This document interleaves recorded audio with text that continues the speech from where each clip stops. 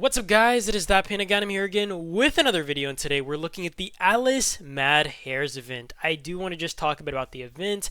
This is a bit different than the normal events. You do lack the tiers, the reward tiers you normally get where you spend around $200. You can completely do it. You get a frame and stuff, so you lack that. And I do want to say really quickly, I did notice that there's the Mad Hare March skin, right? You have this March skin, and it's probably going to cost you $600. And the reason I say this is, normally I do when they are purchase rebate skin. If you do plan to spend on this event, I actually recommend waiting a day because honestly, I am going to throw a little gamble out there that at reset today, or even sometime this week, you're going to see this Mad Hares purchase rebate. And the reason they do this is to have you guys impulse spin, right?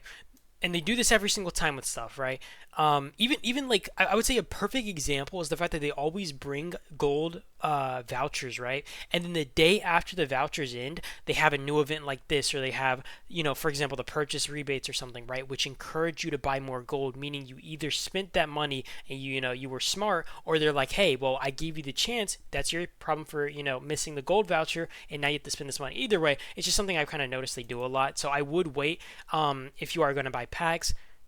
to wait until you maybe get the Mad Hares thing to pop up. I know it is a pretty horrendous squad skin or March skin. It's probably the worst one they've ever released. But if you are gonna spend $600, do spend it at that time. At least you'll get a March skin. You know what I mean? Not to mention the other purchase rebates, rewards that you potentially get.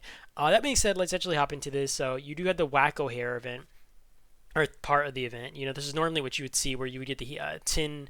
The top 10 get the headquarters skin and stuff. In this case, this isn't the case. You do not have the normal kind of I think it's like 5,000, 7,000 gems or whatever that you would spend to get the second row. Instead, it's $10, which is actually what you normally would get on the third row. So you get a headquarters skin, which I actually like this one. You get infantry squad defense 1%, and you also get hospital capacity 3%. I personally like that. Overall, and you also have a $20 pack, which if I'm to get this, it would mainly be for the Wonderland teapot. So if you do plan to spend up on the Mad Hare event, I would get it simply for the Wonderland teapot, but otherwise I wouldn't really be too encouraged to get that $20 pack.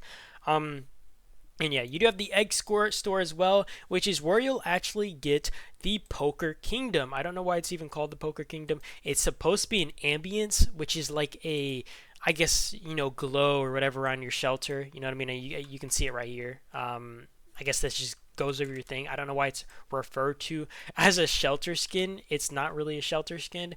But yeah, you do get this ambience, which grants you an additional 2% damage dealt to range squads and a minus 2% healing cost, which I think is quite effective.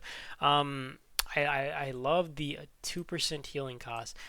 You do get the rejuvenation challenges, the daily challenges. Wonderland Adventure, you can defeat up to 1,000 zombies. I wouldn't even say 1,000 zombies, because I don't think it's 100% drop rate, right? So you might have to kill more than 1,000 zombies, but you will get, inflatable hammers, which these inflatable hammers can be used on the Wacko Hare.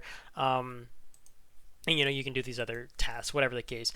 So yeah, you do the Mad Tea Party though, and you basically have to gamble away your life. And this is what I hate these events about. They're all like so gamble based, and I think it's like super profitable for the game. That's why they do it. But it's so annoying, dude. I hate these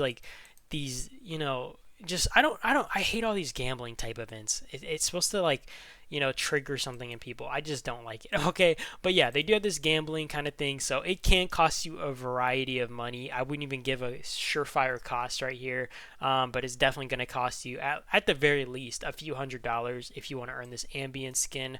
So yeah, I mean, spend at your own discretion, guys. I would not recommend it for the average little guy. If you are not, and I always say this with everything, but if you are not willing to buy out this store potentially to get the ambient skin, do not buy these packs, guys. Or, I mean, if you plan to just buy them and not actually aim for the ambient skin, feel free to buy them. But if you want the ambient skin and you're desperate for it, do not just buy like $600 worth of packs expecting to get it, because you're gonna be probably left disappointed in some cases. I wouldn't say everybody, but a lot of people are going to be left disappointed, and then you're going to be super frustrated, and it's just not worth it.